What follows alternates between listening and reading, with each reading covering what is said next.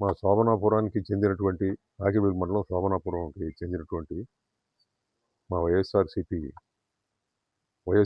Party president Sambasivarao అని దారి కాశి ఇవాళ ఏంటంటే ఆయన్ని విచక్షణారహితంగా కొడతాం జరిగింది. అక్కడ ఏంటంటే యాక్చువల్గా ఏం జరిగిందంటే నెక్కలం అడ్డ రోడ్లో ఈ సాంబశివరావు ఆయన వాళ్ళ పాప ఇద్దరు కలిపి దేవుడి గుడికి వెళ్ళి వెంకటేశ్వర స్వామి గుడికి వెళ్ళి వెనకాల తిరిగి మళ్ళీ శోభనాపురం వెళ్ళిపోయేటువంటి సందర్భంలో వెనకాల మరి అక్కడి నుంచి ఫాలో అవుతా అతని పేరు ఏంటంటే కొట్టినోడి పేరు దొండపాటి ఇంద్ర అడ్డం తిరిగి జనం లేని ప్రదేశంలో అడ్డం తిరిగి కొడటం జరిగింది. అతను ఏం చెప్పాడంటే నువ్వు పోస్టులు అన్నీ కూడా నువ్వు చేస్తున్నావు వేణు మీద పోయిన వేణు మీద ఆయన అంటే ఏంటి అనుకుంటున్నావు ఏంటి అని చెప్పేసి నిన్ను చంపేస్తానని చెప్పి విచక్షణారహితంగా కర్రతో కొట్టారని చెప్పేసి చెప్తున్నాడు. ఇప్పుడు దానివల్ల ఏమైందంటే ఆయనకి ఫ్రాక్చర్ అయిపోయింది, చెయ్యి ఫ్రాక్చర్ అయింది, ఓ దంతం ఇరిగిపోయింది, కన్ను కూడా ఏంటంటే మూసుకుపోయింది, కన్ను కూడా ఏంటంటే నల్లబడిపోయింది, హెడ్ ఇంజరీ ఏమో వెనకాల ఉంది, ఇవన్నీ కూడా ఉన్నాయి. పోయిన వేణు అనేవాడు ఏంటంటే పార్టీకి టీడీపీకి మండల అధ్యక్షుడు ఆగిరిపల్లి మండలానికి.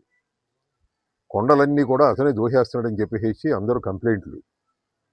దాంట్లో కూడా అతను పెట్టింది ఏంటంటే ఈ కొండలో మట్టి దోహించేటువంటి ఏమని పెట్టాయండి, అనకొండ అని చెప్పేసి వేరే వాళ్ళు ఎవరో దాంట్లో పోస్టింగ్ పెడితే దాన్ని ఏంటంటే ఈయన దాన్ని షేర్ చేసినటువంటి పరిస్థితిలో నువ్వు ఏంటి ఎందుకు షేర్ చేసావని చెప్పేసి వచ్చి రౌడీజంగా కొడటం జరిగింది. ఈ ప్రాంతం కామ్ ఏరియా, మన నూజివీడు కానీ ఆకిరిపల్లి ఏరియాలు కానీ ఇటువంటి సంఘటనలు జరగటం ఇదే ఫస్ట్ టైము. మొన్న ఏంటంటే మినిస్టర్ గారు చెప్తున్నారు, నా బీసీలు ఎస్సీలు ఎస్టీలు అందరికీ కూడా ఎక్కడ ఎవరికి అన్యాయం జరిగినా సరే నేను ముందుంటాను అని చెప్పేసి చెప్పడం జరుగుతుంది. నేను ముందుంటానని చెప్పడం జరిగింది. మరి ఇవాళ వాళ్ళే వచ్చి మా పార్టీ ప్రెసిడెంట్ని కొడతాం అనేది, ఇతనేమో బీసీ యాదవ్ కమ్యూనిటీకి చెందిన కుర్రోడు.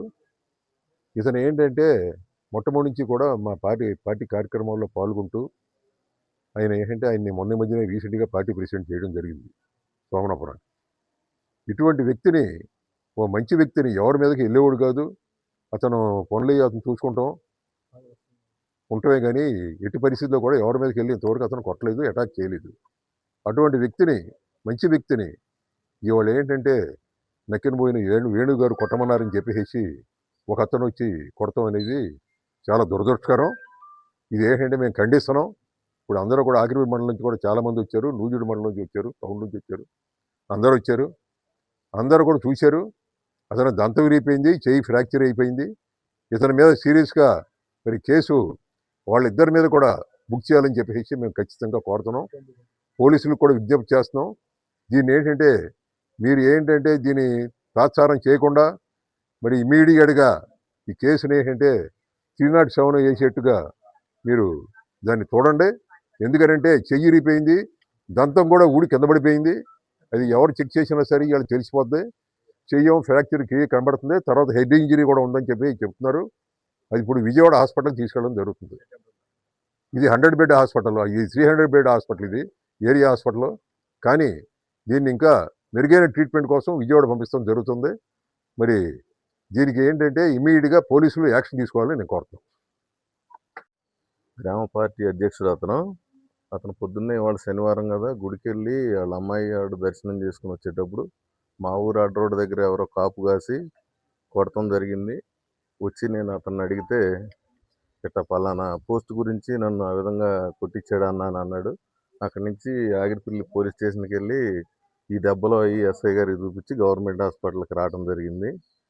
ఈ విధంగా పార్టీలు ఏమన్నామనండి, మనుషులు ఎవరన్నామనండి దోవగాసి కొట్టడం అనేది పల్లెటూళ్ళలో ఇది మొదటిసారి.